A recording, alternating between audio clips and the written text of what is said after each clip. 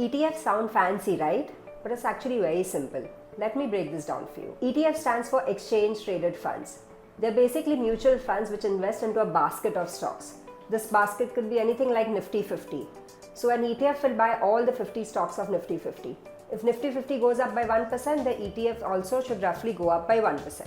But here's the twist. The price of an ETF can change every second on the stock market basis demand and supply. Yes, they are listed on the stock exchange. So you can just buy an ETF in the morning and sell it in the afternoon, unlike mutual funds.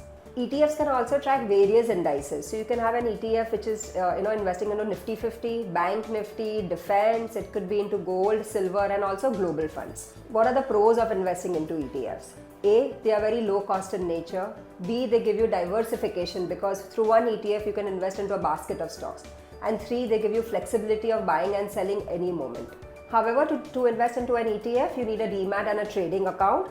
Also, it is not very SIP friendly. Okay?